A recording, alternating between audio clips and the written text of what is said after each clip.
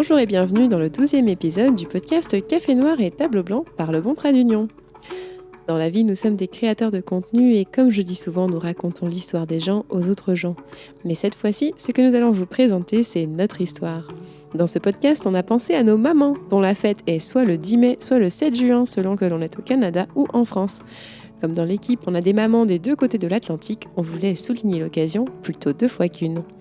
Sujet du jour est bien rassemblé par la même passion littéraire et l'amour pour nos mères. Avec mes 2 invités aujourd'hui, je parle livre, coup de cœur à lire ou à écouter fiction, mais pas seulement. Voici nos petites suggestions. Mais si ça vous tente, ça n'est pas que pour maman et on vous invite à en profiter aussi. Alors avec moi aujourd'hui, Marion Malik. Bonjour Marion. Bonjour Hélène.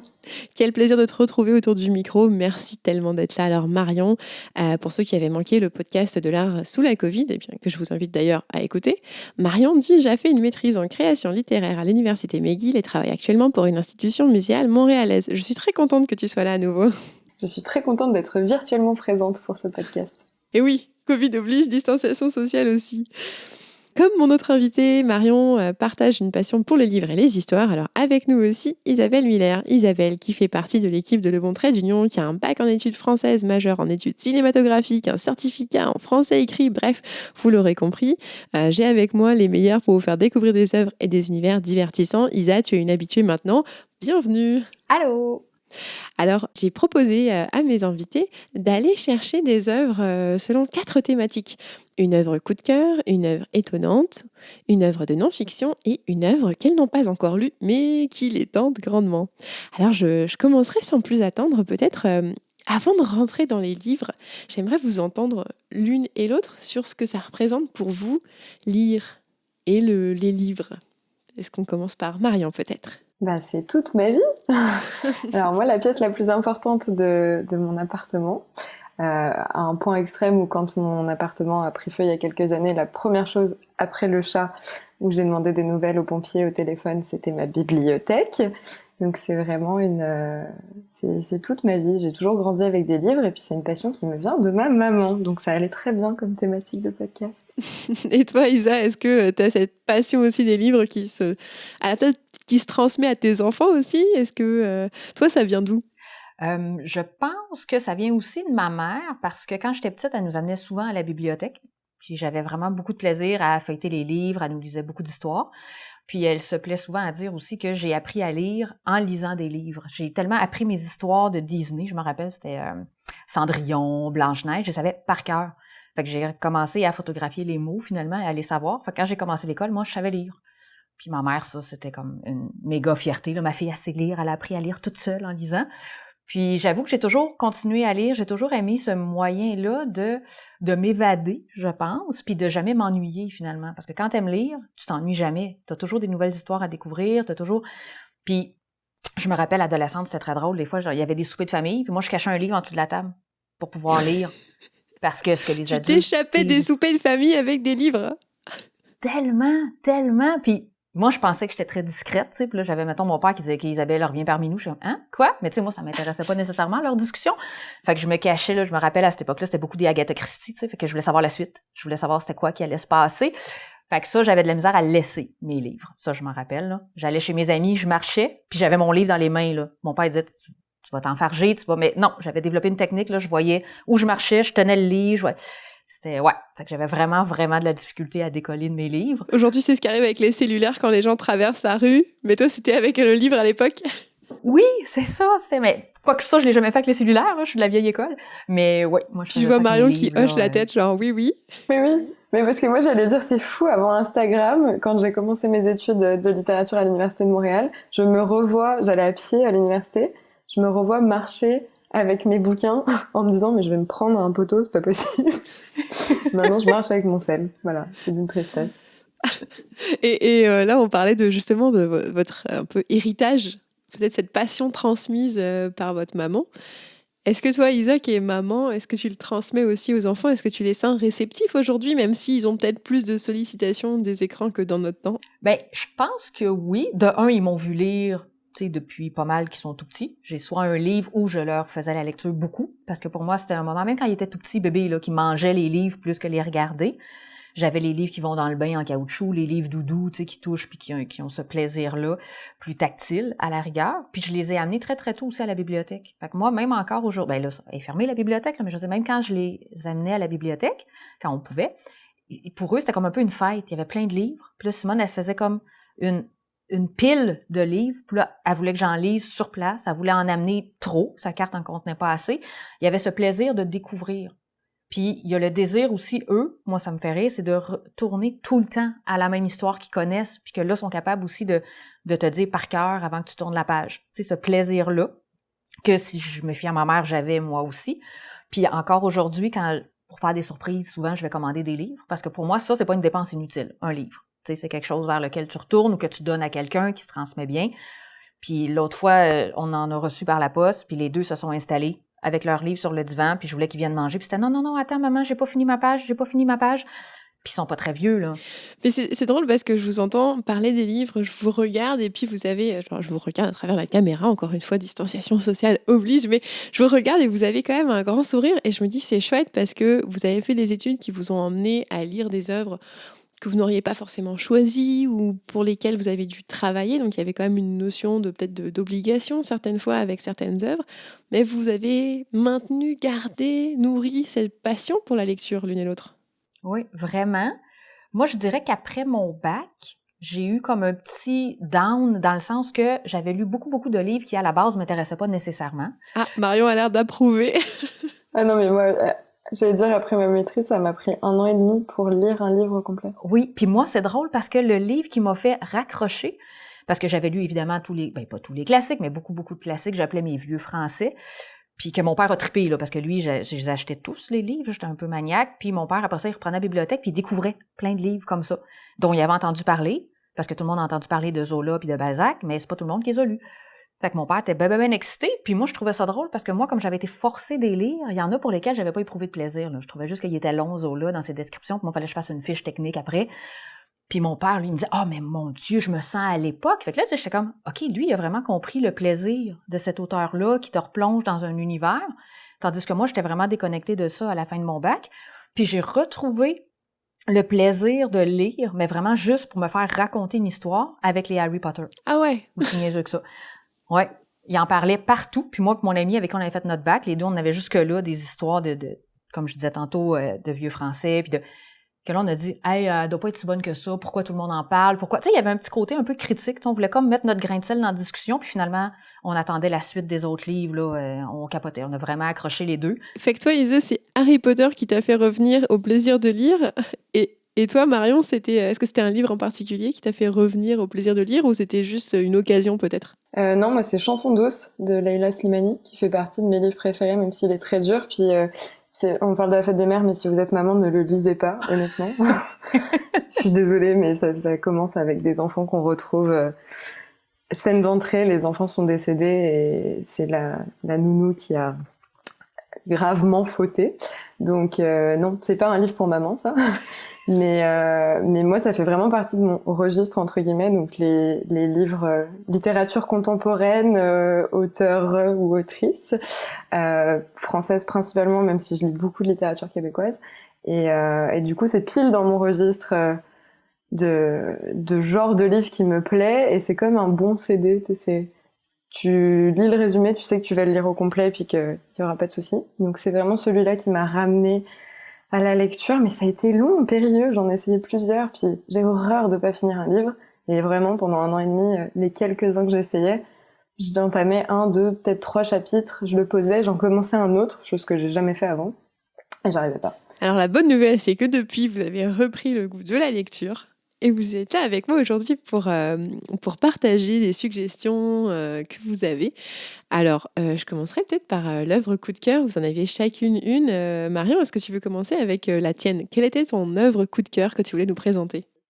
Alors, je voulais vous présenter D'après une histoire vraie de Delphine de Vigan, qui est une œuvre... alors, en plus, quand j'ai choisi, j'ai même pas hésité une seule seconde. Non seulement c'est un livre que j'aime pour son contenu, j'aime beaucoup l'auteur, mais j'aime l'objet qui a une importance dans ma vie. Donc, je l'ai mentionné un petit peu plus tôt en début de podcast. Il y a quelques années, mon appartement, enfin ma terrasse a pris feu.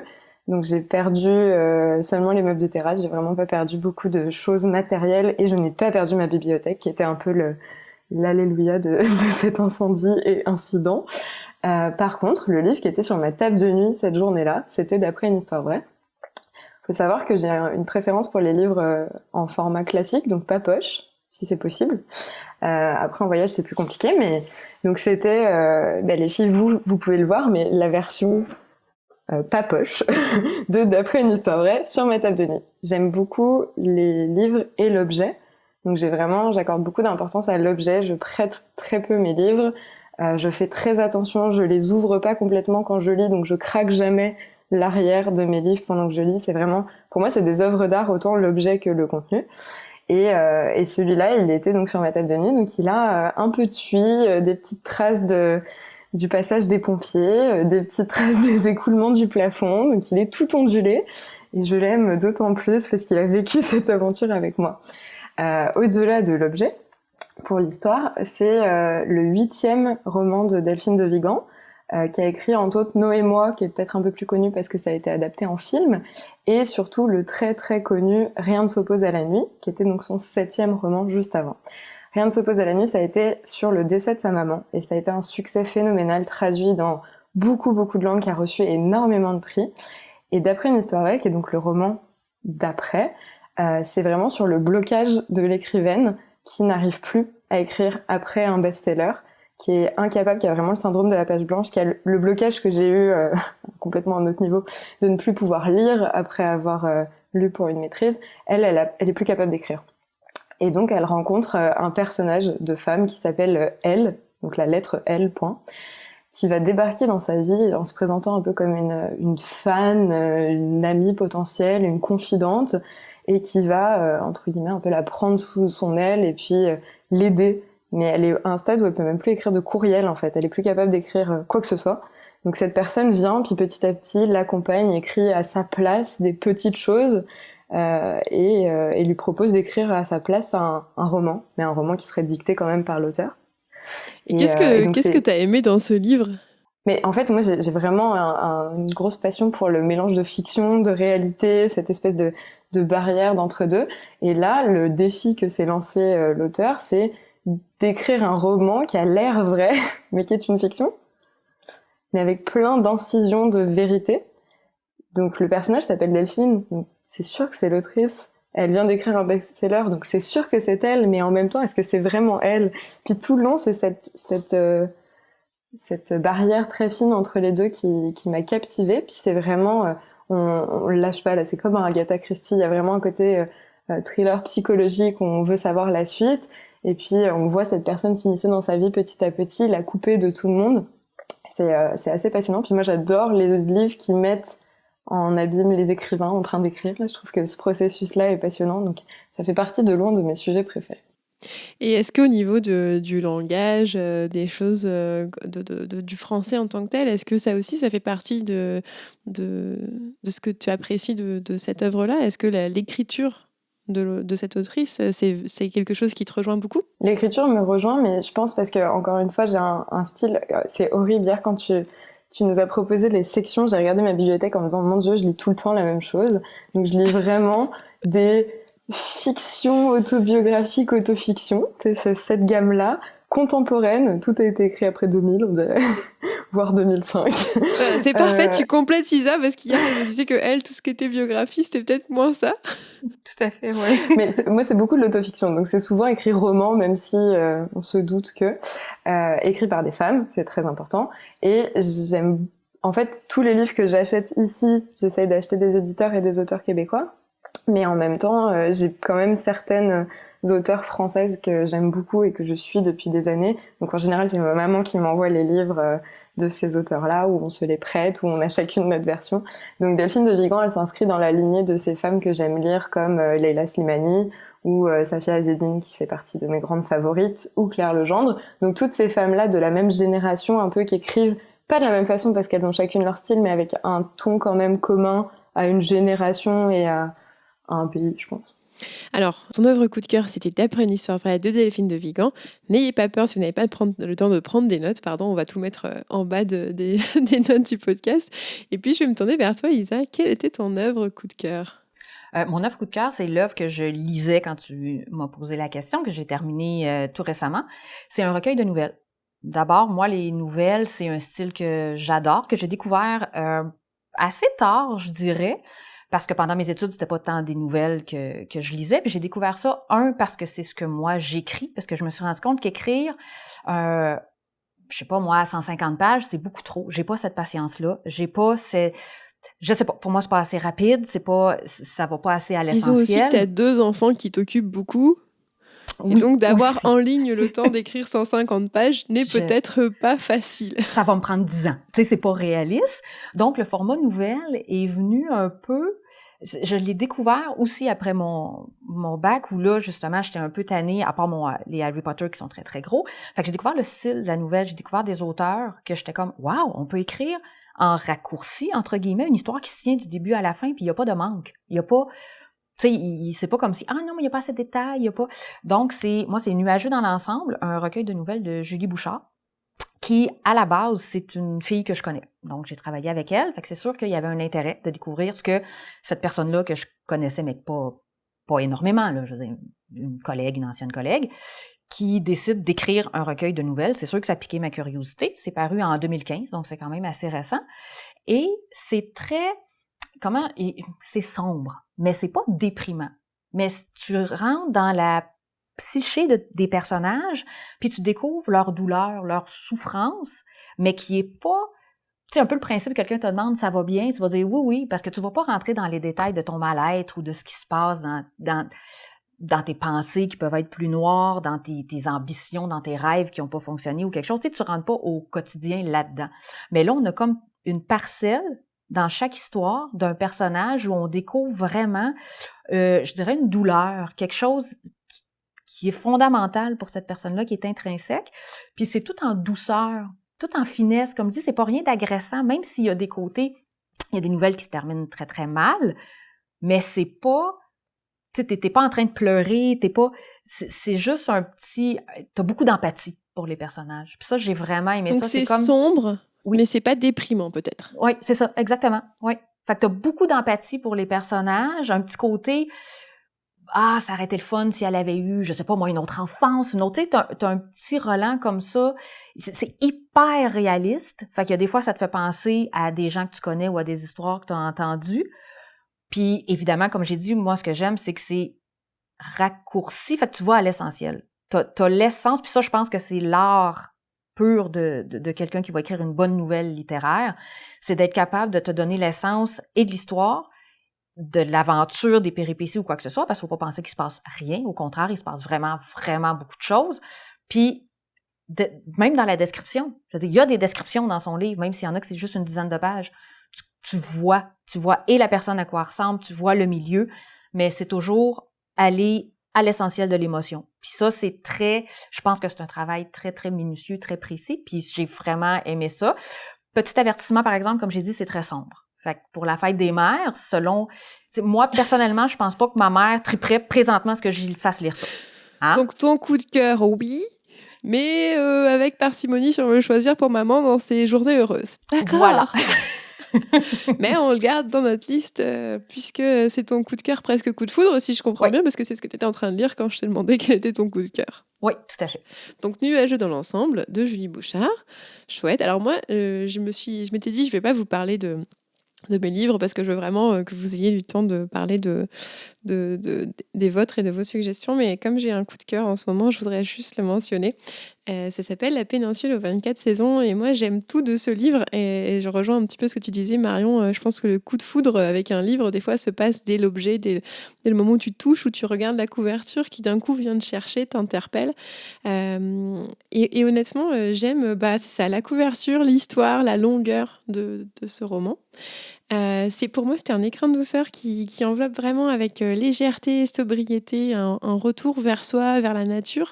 Alors comme souvent dans la littérature japonaise, surtout quand elle est faite je dirais par une femme. Il y a beaucoup de sensibilité et puis la nature, elle devient vraiment un personnage en tant que tel.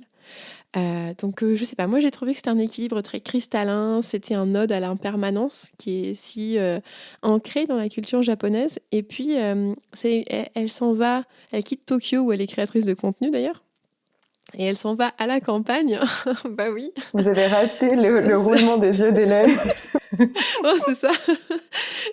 Et puis, donc elle quitte cette grande ville, cette folie, elle va sur cette petite péninsule où elle allait quand elle était petite, mais c'est pas un retour à l'enfance, nostalgique, c'est vraiment plus une renaissance et j'ai beaucoup aimé ça. On n'est jamais dans le mélo, qui est terrible, je trouve que c'est très chouette et puis comme la vie est découpée, l'année est découpée en 24 saisons et non pas 4, à la fois elle a l'impression que ça prend du temps à se passer et en même temps tout va très vite.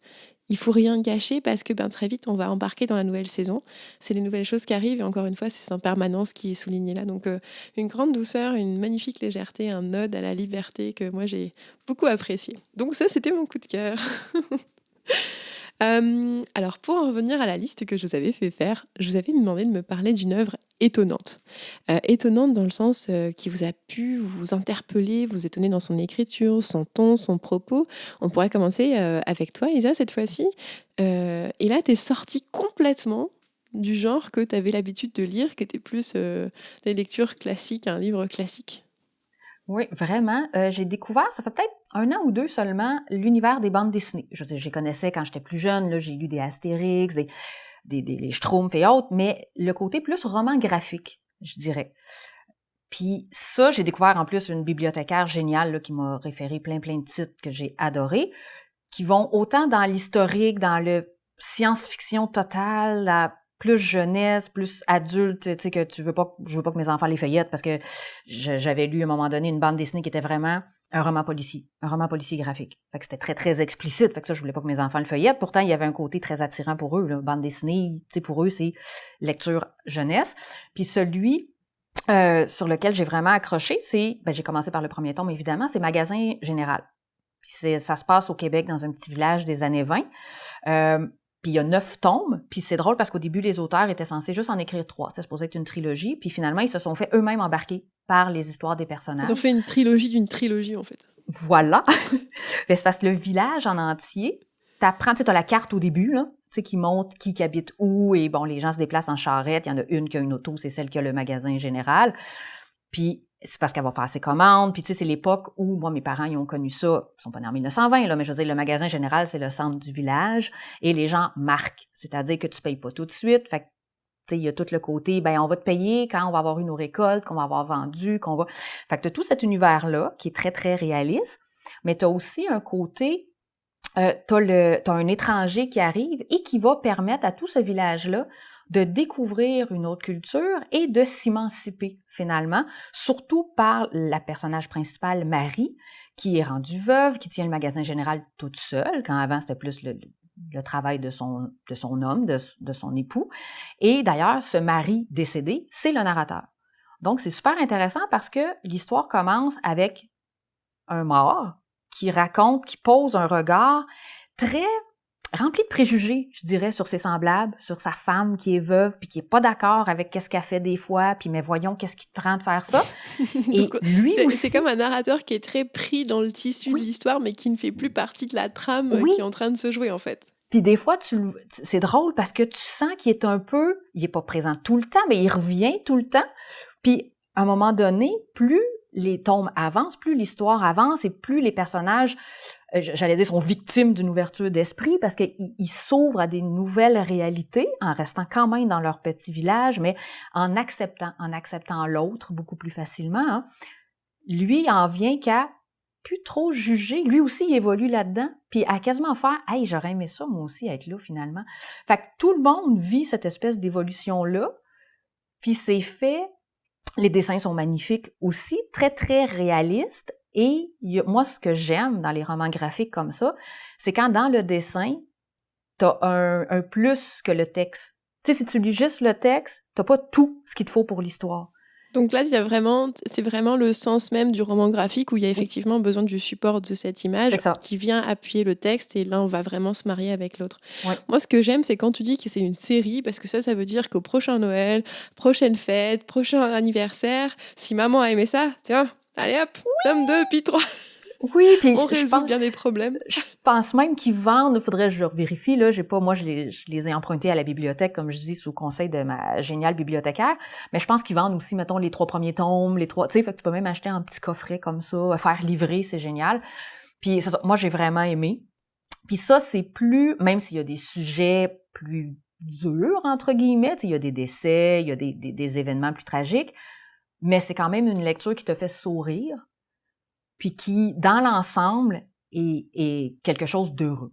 Fait que, tu sais, ça, moi, par exemple, c'est plus ça que j'offrirais à ma mère présentement. Donc, après ton recueil de nouvelles un peu sombres, on y va avec la bande dessinée qui va amener du sourire. Voilà! J'aime ça, c'est balancé.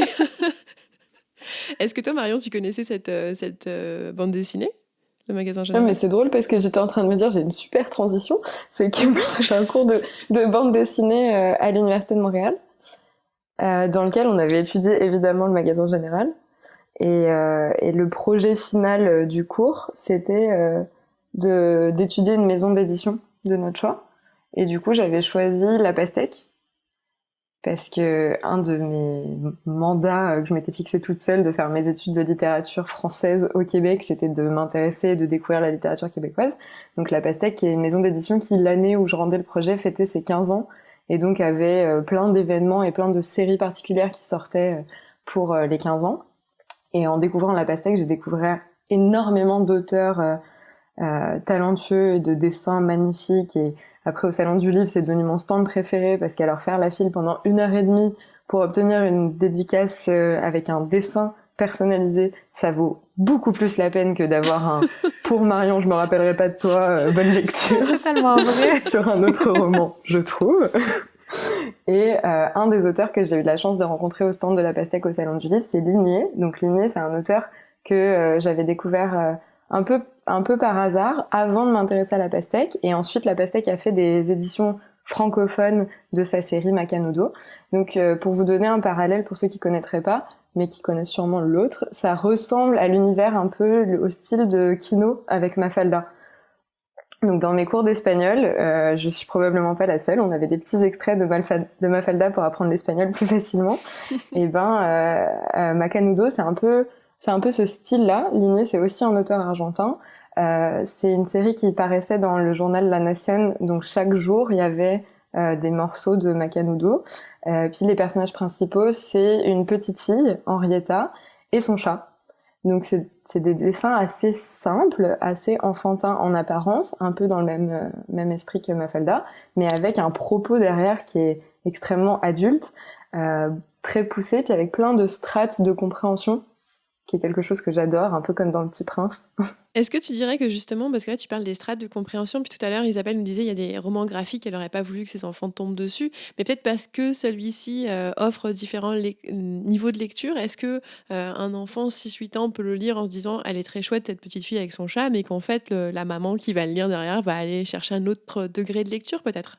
Mais en fait, en termes de rangement libraire, c'est classé dans jeunesse. D'accord. Alors que ça parle de politique, ça parle d'écologie, ça parle de plein de niveaux d'économie, enfin de niveaux beaucoup plus poussés, et c'est vraiment une critique de la société avec un humour un peu noir même parfois, mais toujours avec une couche plus douce en apparence. Donc si t'as pas envie de comprendre l'ironie et l'humour noir, c'est pas que tu es stupide ou quoi que ce soit, c'est que tu peux choisir de le prendre de la façon la plus positive aussi. Donc j'aime bien cette gamme de lecture que ça offre, et justement tu peux très bien l'offrir à ta maman qui va apprécier et qui va sûrement comprendre le niveau plus poussé, mais tu peux aussi après le laisser lire à tes enfants, donc ce n'est pas risqué comme bande dessinée à avoir chez soi. C'est un 2 en 1, on aime ça. Macanudo par Ligné, chouette. Alors là, l'heure tourne, donc je vais passer directement à la troisième catégorie d'œuvres dont je vous avais invité à nous donner votre sélection, qui était une œuvre de non-fiction. Quelle œuvre de non-fiction avez-vous retenue pour nous?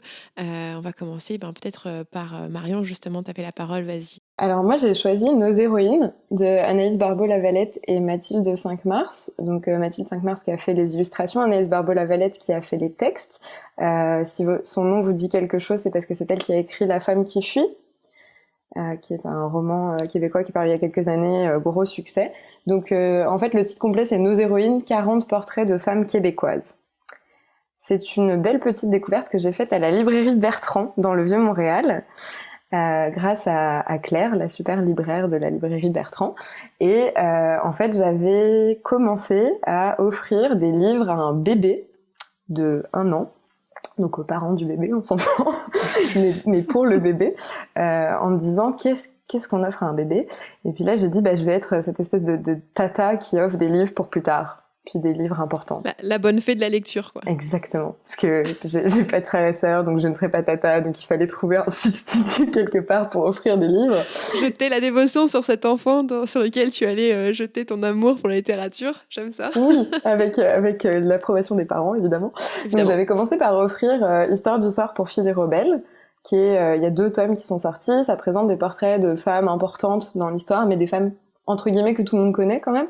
Et puis à la base c'est écrit en anglais, ça vient des États-Unis, ça a été traduit. Je suis moins fan des traductions, j'essaye d'éviter autant que possible. Là on s'entend que j'avais pas forcé les parents à lire en anglais, j'aurais pu à leur bébé.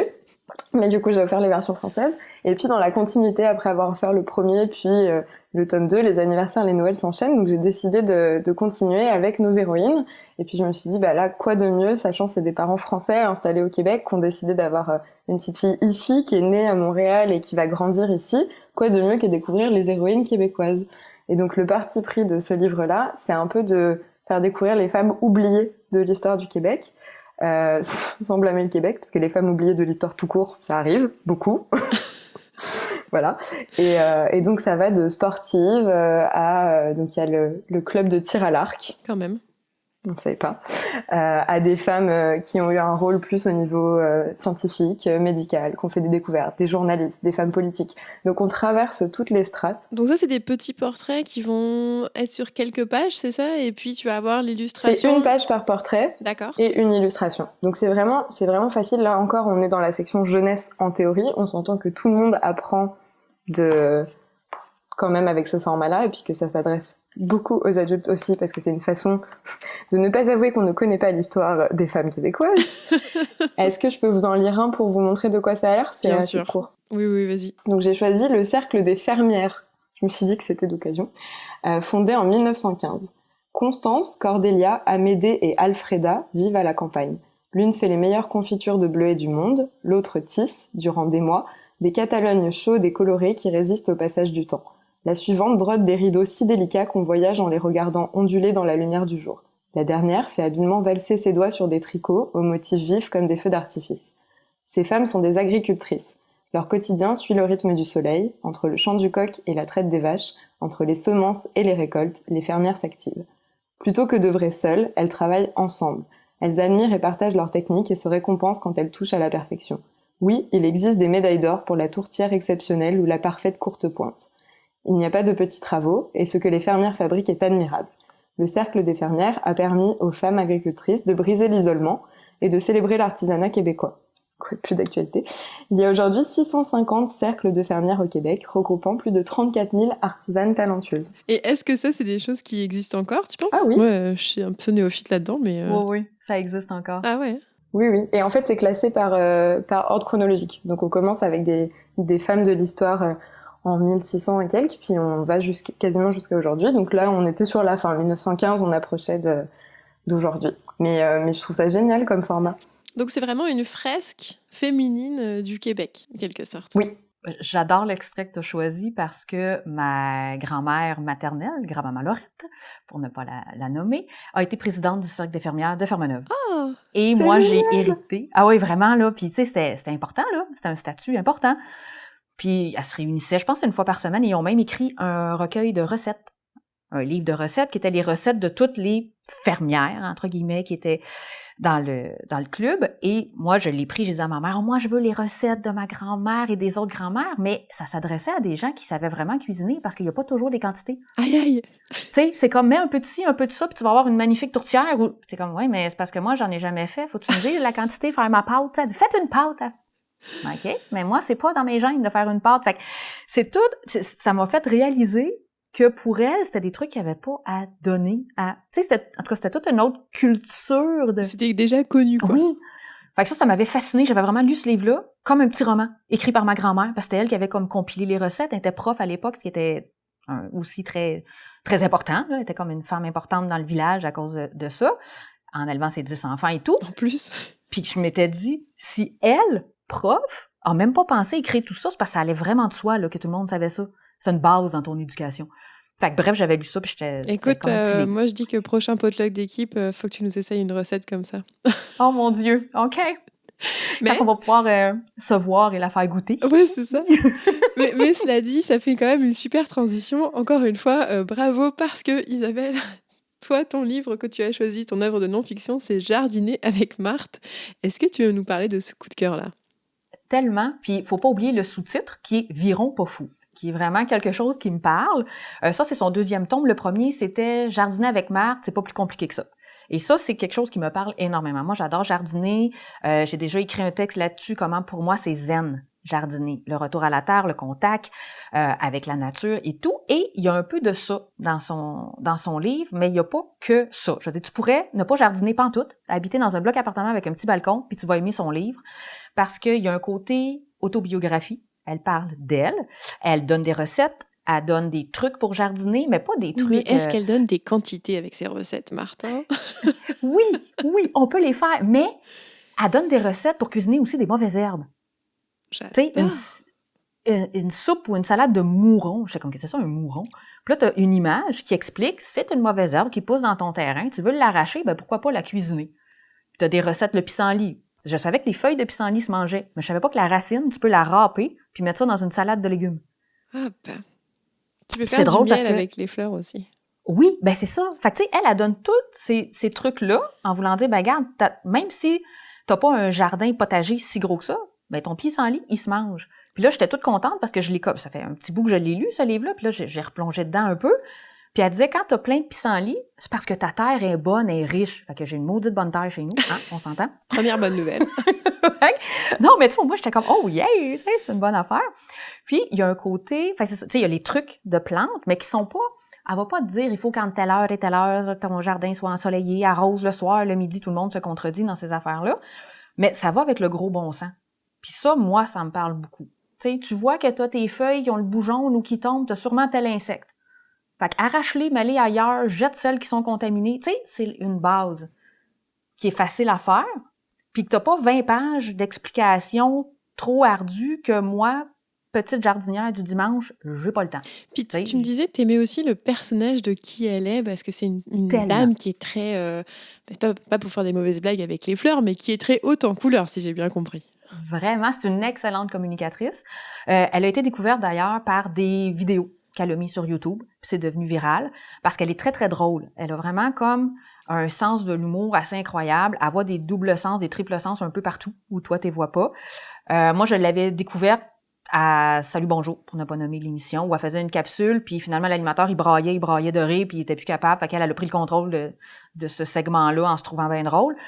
Puis, elle va beaucoup dans son livre de jardinage parler de trucs qui lui sont arrivés, mais des trucs, pas, je sais pas comment l'expliquer, mais pas juste en lien avec j'ai jardiné, puis c'était le fun, j'ai mangé une bonne salade. Tu sais, elle explique à un moment donné, puis ça, c'est super d'actualité, je trouve, qu'elle a beaucoup au début, quand elle a décidé de devenir horticultrice, utilisé de produits désherbants, de produits chimiques pour ses plantes. Parce que elle, c'était, moi, je veux rendre ça rentable. Je veux la plus grosse quantité de tous mes légumes, de toutes mes plantes pour les vendre. Puis elle disait qu'elle jardinait sans gants, parce que pour elle, ben écoute, la science, elle se trompe pas, elle fait des affaires qui sont bonnes. Puis à un moment donné, elle explique que elle avait planté des tomates, des concombres, elle les a repiqués, puis le lendemain, quand elle est revenue, ils étaient tous morts. Puis spontanément, elle a fait « OK, ça va pas, faut que j'aille à l'hôpital ». Puis quand l'infirmière au triage, elle lui a demandé « Qu'est-ce que vous avez, madame, les symptômes et tout », elle a dit « Ben, mes concombres sont morts ». Fait qu'elle a vraiment passé en dernier, il y avait plus personne dans la salle d'urgence. Puis ça, moi, je lisais ça, puis j'étais comme « C'est une blague, là, c'est pas sérieux ». Puis finalement, le médecin, quand il l'a rencontré, il l'a tâté un petit peu dans le cou, puis il a découvert une bosse, puis c'était une tumeur. Fait que tu sais, il y a eu un côté, je sais pas, même elle, dans le livre, elle dit pas que c'est parce qu'elle a utilisé des désherbants, des trucs chimiques avec ses mains, qu'elle a tué ses plantes ou quoi que ce soit. Mais elle dit, quand tu es attentif à la nature, à ton corps, tu peux apprendre beaucoup. Ouais. Puis ça, moi, ça me parle. Comme elle va dire à un moment donné dans son livre, si tu veux savoir quand planter tes premières graines dans ton jardin, ben c'est pas la date, c'est pas tant la température, c'est touche la terre puis tu vas le savoir. Il y a, il y a ce cette partie contact-là. peut-être aussi de se faire confiance au-delà du gros bon sens qui est intéressant. Tu sais, plutôt que de dire « Ah, c'est le 11 mai à chaque année qu'il faut que je plante mes affaires, puis des fois, ça marche pas. » Elle, c'est « Non, il faut que tu sois capable d'évaluer si la terre est assez dégelée, assez chaude, assez... » Puis, tu sais, elle disait elle-même dans son livre, c'est « Ben, ça m'a pris des années pour être capable de bien comprendre ça. » Donc, fait que, je trouve que ça réapprend. À tous les jardiniers en herbe et toutes les mamans qui voudraient s'y mettre, c'est pas grave si ça pousse pas dès la première journée. Oui, dès la première année, ça va aller. C'est ça, c'est donne-toi le temps d'apprendre. Tu sais, puis ça ramène un peu à un autre horticulteur que j'adorais, mais qui est aujourd'hui décédé, Ronald Leduc, qui lui m'avait accroché beaucoup en disant « Si ta plante n'est pas bien où tu l'as mis, elle va te le dire, change-la de place, acharne-toi pas. » Et là, on fera pas de parallèle avec les enfants, mais quand même, hein, si ton enfant n'est pas bien quelque part, peut-être change de place. C'est pas forcément la faute de l'enfant. Voilà, il aime pas étudier dans la cuisine, c'est peut-être juste parce que c'est l'endroit qui est trop bruyant. C'est peut-être pas parce qu'il comprend pas ce que tu lui dis. Tu sais, fait que je trouvais que c'est... En tout cas, j'aime ça le côté gros bon sens, puis le retour à la terre plus simplifié. Tu sais, moins recettes scientifiques qui vont marcher à coup sûr. Fait que ça, c'est très intéressant. Bon, merci pour cette suggestion d'œuvre de non-fiction. Le temps file vraiment vite, alors je vais sauter rapidement à vous demander, c'était quoi votre œuvre pas encore lue, mais qui vous fait envie? Et Marion, je te donne la parole. Qu'est-ce qui te fait envie, mais que t'as pas lu? Alors moi, je les attends avec impatience. Il y en a 2 qui s'en viennent, que j'ai commandées sur le site deslibraires.ca et qui arrivent de Le Guélion en vélo. J'habite à 5 minutes de Le Guélion, mais confinement et distanciation sociale oblige, je ne peux pas aller chercher mes livres à la librairie, donc je vais attendre la livraison en vélo. Et c'est 2 livres de Rose Aimée Automne-Témorin, qui est journaliste et qui a écrit donc ces deux premiers livres. Mais celui dont j'ai choisi de vous parler, c'est Ton absence m'appartient, qui est en fait qui est son premier livre et qu'elle a écrit à partir de sa vie et de son expérience, où son papa est décédé d'un cancer. Et quand il a été diagnostiqué, il a décidé que son dernier projet, ça allait être sa fille, et d'en faire une femme parfaite. Donc c'est avec son regard d'adulte maintenant qu'elle retourne en enfance et à l'adolescence pour analyser ce trauma qu'elle a vécu et l'impact sur sa vie aujourd'hui. D'après le résumé, puisque je ne l'ai pas encore lu. Et en fait, l'envie de le lire m'est venue parce qu'il y a une mini-série qui est sortie sur tout.tv, dont j'ai parlé à Hélène parce que ça a été un vrai coup de cœur. Et c'est elle qui est dans la mini-série où en fait c'est pendant 3 mois elle fait l'expérience de comment devenir une femme parfaite, enfin une personne parfaite, mais dans ce cas-ci une femme parfaite, donc d'être une femme intelligente, sexy, spirituelle, organisée. Et donc c'est 5 mini-épisodes. Et je trouve que son livre va très bien avec cette mini-série-là. Donc la mini-série m'a donné le goût de lire le livre pour mieux comprendre à titre personnel, elle, d'où ça lui vient, ce trauma-là. Puis que ça va bien aussi avec l'époque de... on a tous le goût d'être parfait parce qu'on a l'impression qu'on a plus de temps, même si on travaille, juste parce qu'on perd du temps de transport. Donc on se dit, tiens, on pourrait tous se mettre à faire du yoga, puis se mettre à cuisiner, puis jardiner, puis ranger nos placards. Donc je trouve qu'il y a quelque chose d'assez comique et elle le tourne quand même pas mal à l'ironie, à la dérision, ce que j'aime bien. Bon, moi j'ai hâte en tout cas que tu les reçoives et que tu les lises, et j'espère que tu viendras nous en parler quand ce sera fait. Avec plaisir. Et toi, Isa, ton œuvre pas encore lue mais qui te fait envie et dont j'espère tu viendras aussi nous parler quand tu l'auras lu. C'est L'Allumeuse de Suzanne Meir. En fait, ça pourrait être n'importe quelle œuvre de Suzanne Meir que j'ai pas lue, mais ça, c'est la dernière. Elle l'a publiée, c'est paru en 2018. Suzanne Meir, je l'ai connue comme auteure de nouvelles. Donc, c'est vraiment une auteure. Je pense que j'ai découvert la nouvelle avec Suzanne Meir. Je lisais des revues de nouvelles littéraires, donc j'avais accès à plusieurs auteurs. Elle revenait régulièrement dans certaines. Puis, j'ai vraiment accroché à son style, peut-être parce qu'il y avait des chats, des fois, puis que j'adore les chats. Je ne sais pas, elle a un style d'écriture qui me parle vraiment. Donc, je m'étais procuré Mise à mort et Nouvelles d'autres mères, mais Autres mères comme maman, que j'ai adoré, les 2 recueils. Elle a écrit, ensuite, elle s'est mise au roman. C'était Dans sa bulle, son premier roman, si je me trompe pas, que j'ai acheté, que j'ai dévoré. Ça me parlait un peu moins parce que c'est un format roman, puis que j'étais habituée de lire ses nouvelles, mais c'était quand même très bien. Donc, L'Allumeuse, son dernier roman, j'ai aucune idée de quoi ça parle. Puis je veux la surprise. Moi, des fois, j'aime pas ça savoir qu'est-ce que c'est parce que je perds la découverte quand c'est un auteur que je connais, que j'aime, que j'ai déjà un parti pris positif. C'est sûr que si j'arrive dans une librairie puis que je feuillette, puis je veux me trouver un livre, oui, je vais regarder. Mais elle, je veux juste découvrir. Je veux pas avoir d'idée de quoi elle va me parler. C'est drôle parce que ça veut dire que dans le fond, Marion, toi, t'es arrivée à avoir envie de lire une œuvre à partir de ce que tu as vu en série. Et toi, Isa, tu veux lire une œuvre à travers ce que tu connais déjà de l'auteur. Oui. Donc au final, vous avez déjà une petite référence peut-être qui vous attache à aller découvrir ces coups de cœur. Oui. Mais en fait, je sais pas si c'est la même chose pour toi, Isabelle, mais moi, je fonctionne vraiment, comme on disait au début, à l'objet, fait qu'en général, mes lectures suivantes, c'est parce que je passe des heures dans des librairies et que je tripote, chose qu'on n'a plus le droit de faire non plus, et que je tourne les livres, je lis les résumés, je regarde, je feuillette, puis j'achète des objets, donc l'histoire me plaît, l'auteur me tente, etc. Mais je trouve ça vraiment difficile en étant confinée. J'ai pas envie de passer des heures sur le site des libraires à choisir peut-être des lectures qui vont peut-être pas me plaire. Je sais pas si c'est gros, je sais pas si c'est écrit gros. J'ai besoin de voir l'objet. Donc, j'y vais vraiment avec d'autres points de repère pour choisir en ce moment. C'est vrai, ouais. Moi j'ai déjà choisi des livres simplement par la couverture, le titre ou l'image qui m'accrochait. C'est pour ça que j'ai toujours détesté les versions, tu sais, les versions, les 2e éditions, quoi que ce soit. S'il y a eu un film ou avec l'image du comédien, ou pour moi, ça veut plus rien dire. Tu sais, t'as pas ce que l'auteur a accepté comme image, a choisi comme photo. Ça, pour moi, c'est la trahison d'une œuvre littéraire, là, je déteste. Mais évidemment, là, j'ai choisi plus en fonction d'une auteure que je connais, que j'apprécie. C'est quand même chouette. Il y a des liens avec moi. Oui. C'est pour ça que Elle est née, elle aussi, à Montréal-Nord. Oh, je me sens une appartenance soudaine. Mais ça fait niaiseux à dire, mais c'est quand même...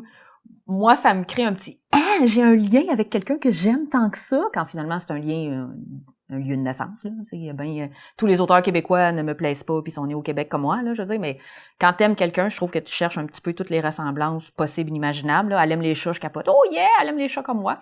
Fait que, tu sais, ça me fait juste mais moi, j'aime ça ce que vous étiez en train de dire, les filles, parce que je pense qu'aussi, c'est là où on voit et on peut souligner et peut-être louer aussi le travail des libraires qui sont vraiment là quand on va dans une librairie pour nous conseiller, nous donner presque du sur-mesure, un travail incroyable, un service magnifique. Puis tout à l'heure, Marion, tu parlais de Claire, la libraire de la librairie Bertrand, et c'est drôle parce que j'ai acheté là-bas La Péninsule aux 24 saisons.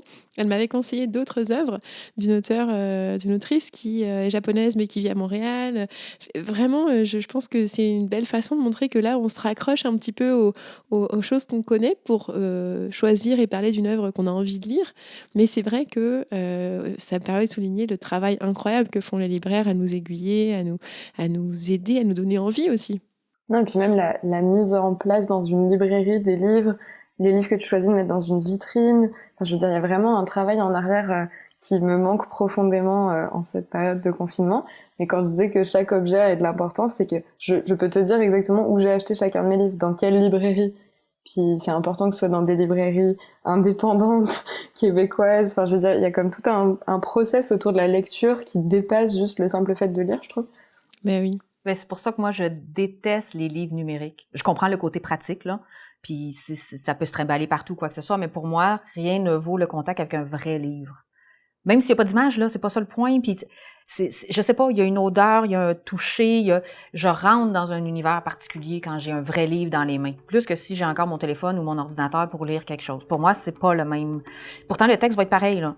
mais c'est pas la même expérience. Puis... Bon, alors sur ces belles paroles et cette ode au livre, je vous remercie beaucoup, Marion-Lisa, de nous avoir partagé vos suggestions aujourd'hui dans ces suggestions littéraires pour la fête des mères et plus si affinité.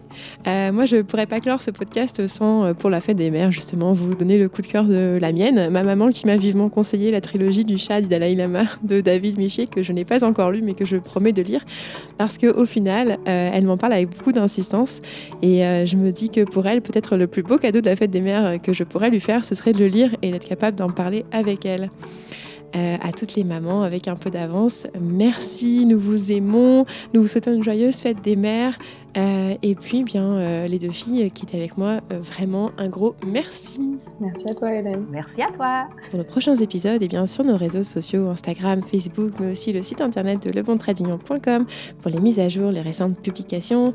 Café Noir et Table Blanc est sur Spotify, sur YouTube. N'oubliez pas de vous abonner pour ne rien manquer. Bien évidemment, vous trouverez les références de tous les ouvrages et librairies dont on a parlé dans les notes du podcast. Il ne me reste donc plus qu'à vous dire à bientôt. Prenez soin de vous et bonne lecture tout le monde. 大きな木が呆れてる花を咲かせるずっと前に